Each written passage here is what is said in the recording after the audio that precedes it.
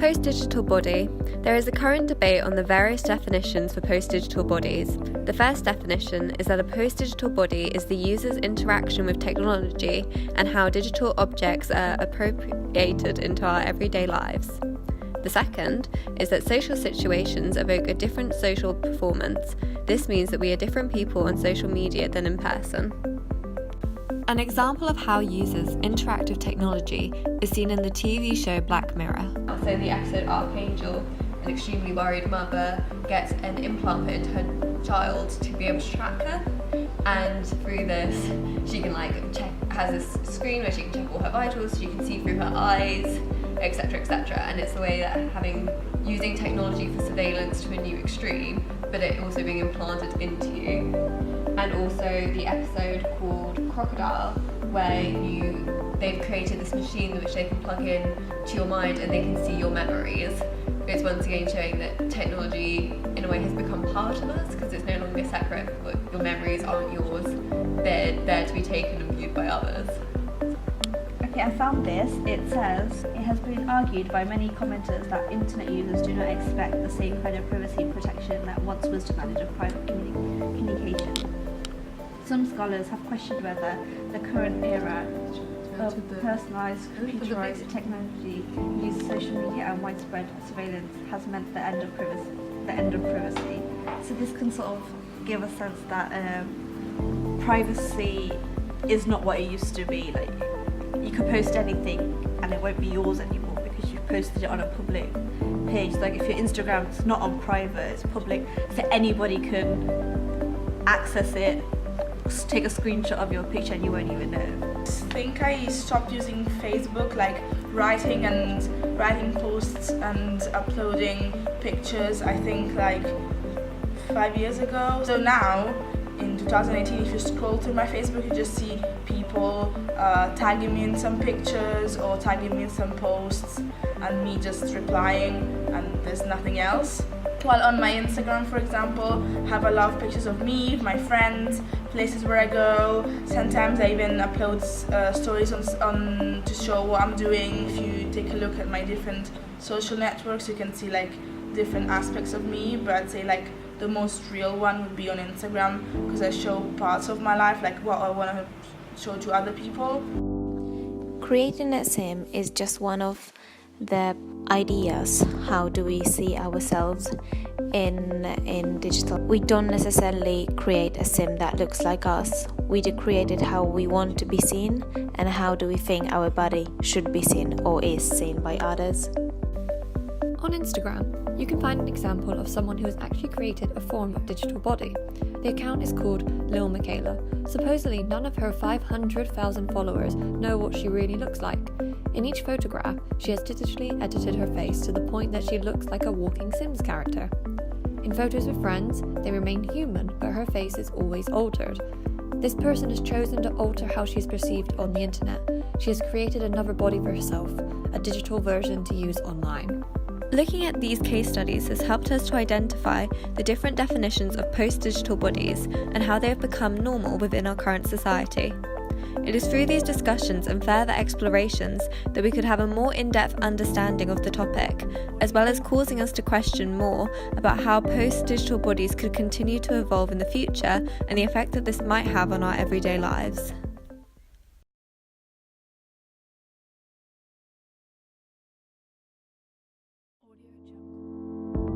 Geocaching is a treasure hunt where you can find any kind of object that someone has left for people to share.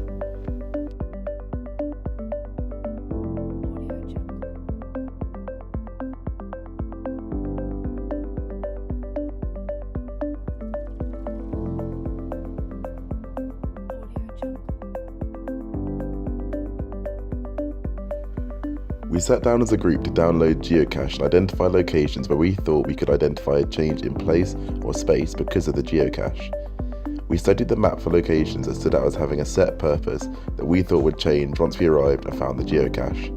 Once these were identified, we followed the maps and headed off to our locations.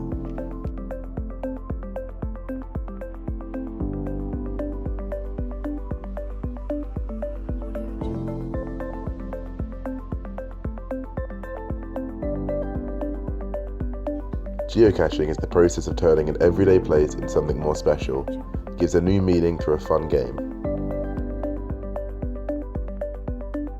We first went to a church, and to us this is a place associated with religion and worship.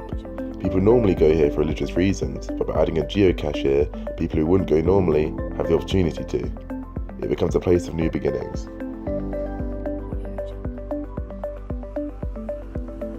When referencing place, Cressel said, "Places are practiced. People do things in place. What they do, in part, is responsible for the meanings that the place might have. Most obviously, places are left with the imprint of notable events such as battles and signed treaties."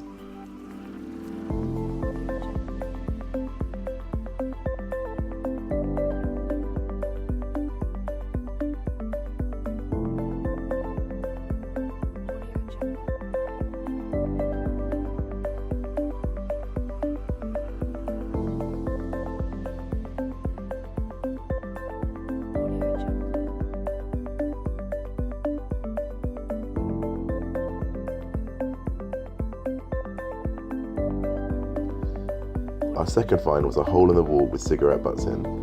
This was a bit gross and we didn't have high opinions of this location, but adding in an interesting geocache it became more exciting.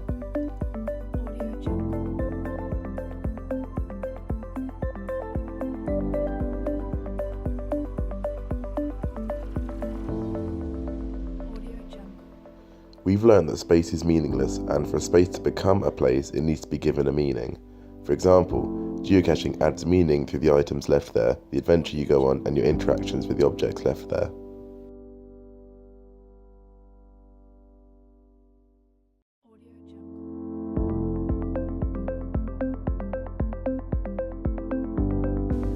Virtual reality gaming is where a person can experience being in a three-dimensional environment and interact with that environment during the game.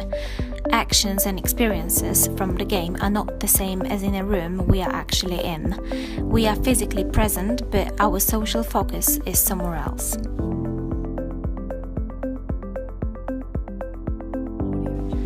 While talking about experiencing more with the help of technology, such as VR games, we must mention the common process of computation. Computation is experiencing life through technology, making everyday life into digital form, therefore developing and expanding life experiences.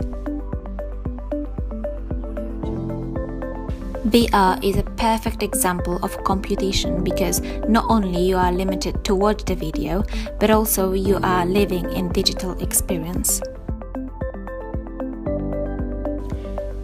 Considering expansion of experiencing life, we should also think of the idea of upgradia. As you can see, our eyes on a video are upgraded. We are having some kind of extensions, thanks to which me and Carlotta are enabled to experience more than other people in the room. More and more of us are using portable devices that are being updated to newer and better versions almost every month. As a sensibility of the post-digital is the idea that digital is tied to a progression. This constant need for update is leading us to expansion of our cognitive process. We upgrade our everyday life. Actions we are taking in real world are based on virtual experience. Thanks to that, thanks to VR games, a person can be in two different places at one time. The idea of experiencing more is linked to a concept of multiplicity. The term describes a state when you are present in multiple places at one moment.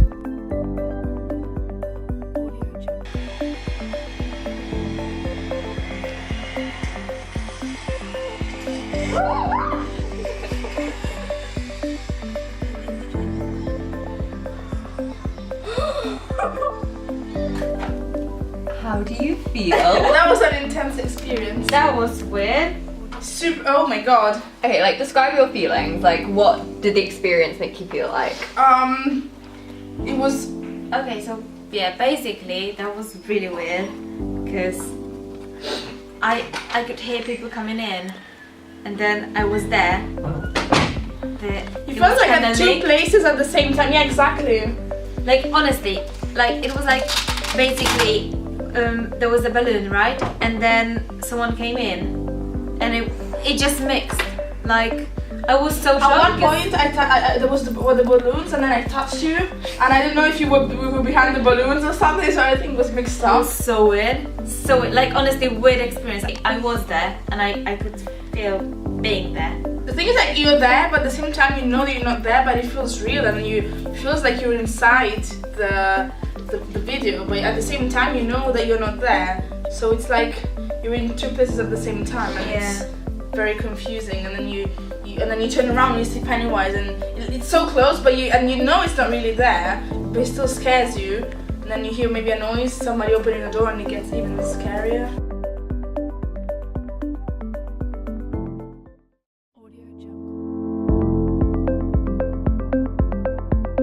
The Tate Modern is a huge art exhibition with a focus on international, modern and contemporary art. We specifically went to see the Modigliani exhibit to explore how his exhibit has used virtual reality to create an interactive experience with his art. So the VR was showing the studio he was working in, and it's obviously also where he died, which is very, very depressing. But it made it more real, because you're kind of looking at his art and you're like, oh, this is a bit weird and depressing, wonder why. Then you're actually seeing where he created it and you're like, okay, well this makes sense because of this. You can like get more in his head. The VR exhibit provided us with the opportunity to look at Modigliani's paintings in more detail and with more understanding. Deborah Luton theorizes that objects are transformed through this process of incorporation, becoming endowed with a biographical meaning that is specific to the living practices and spatial contexts in which these objects are used. So the VR headset we were using had the goggles and had earpieces, all of that, so you felt like pretty contained, and you're like also attached to the thing next to you, so you're looking around whilst not moving off a chair, also very aware that you might rip something out. So at first it feels really fake, you're kind of looking at it, you're like, okay, very animated, obviously not real, but the longer you're in the simulation, the more real it starts to feel. Obviously, yeah, 'cause it's completely created from what people think his room will probably look like, but it's got so many little details into it anyway that it kind of feels like it is a lot more realistic. Like there was little cans of sardines littered around the floor everywhere. When you're in the room, there's like all this dust actually floating, like really small particles, and it gets more and more realistic, and you forget about the fact you've got this headset on you. It was more than just kind of like they put a bed and a few little pieces around. They'd actually given it personality, so it kind of felt a lot more kind of legitimate. So another girl who we were with, who actually tried to stand up out of her chair to enter the room whilst in the VR, and like kind of like, oh no, I'm attached, fell back. So it shows that obviously a lot of people kind of thought it was so real to the fact of they wanted to interact with it. The only limitation we noticed with VR was that we still had restrictions on how much we could interact. It was identified by one theorist that in VR worlds, systems have resorted to crude techniques such as giving them virtual palettes of tools to support their interaction with the world. If we wanted to learn more about the history during the VR experience, we would tilt our heads in certain directions to use assisted dialogue. We weren't able to use our hands or any other part of our body because it was not linked up to the experience. I think for engaging people it would definitely be a lot more successful, just because it's a lot more interesting to be able to see the background behind it all, and for people who don't understand art anyway, it's kind of like you get the whole history bit in an entertaining way. So it would be quite nice to see more exhibits do that. However, I think if you just only had VR, you didn't have the art on the wall, you were making it all interactive, it wouldn't be as powerful in a way, because having it, this was like at the very end, so you've already gone through all his art and then there's this like extra bit. And it was kind of like you were then wanting to we went back through a few of the artworks we'd seen, and we were kind of now looking at it in a new way, and then you had that understanding. Whereas if you'd only had VR, you'd be like, cool, so what now? Like look up some pictures on your phone. It's like, was there a point actually going somewhere to do it? Presumably the idea behind the exhibit was to make us reflect on the paintings in more detail, because we were able to partially become a part of the process of when Modigliani created his paintings. A place of viewing became a place of understanding. This is the process of assemblage, which according to George Marcus is configured when humans, non-humans, practices, ideas and discourses come together in a complex system. Someone had the idea to make an art exhibition more interactive by merging the digital with the physical experience of viewing paintings. I didn't really know what to expect when I went, because I had no idea who this guy was, to be honest. But it was really interesting, his art was really cool, and the sculptures, and the VR was like amazing. Never used VR before, and then obviously having seen an exhibit like this, didn't realise they actually kind of existed, but it's a really cool way to showcase people's work. It makes art much more interesting, like more interactive, instead of just staring and thinking, what is happening in this? Yeah.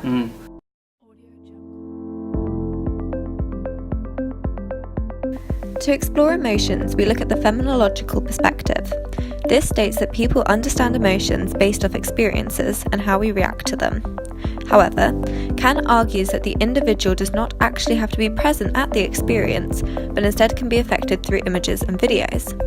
To understand this concept further, we are exploring the three main emotional structures, affect, emotional labour and immersion, in the relation to the Black Mirror episode entitled 15 Million Merits. In this episode of Black Mirror, he was experiencing everything in virtual reality, like he wasn't actually there, just riding his bike, and he wasn't in a place, he was just screening it. So emotion he was getting from the screen weren't like emotions I can get from touching things. One example effect that I think would work is when that girl that he's in love with, who eventually turns into a porn star and her thing comes in, he decides to start gathering money up so he can go and get his message across, which makes him change his sort of like way of thinking, because he doesn't want people to go on a contest.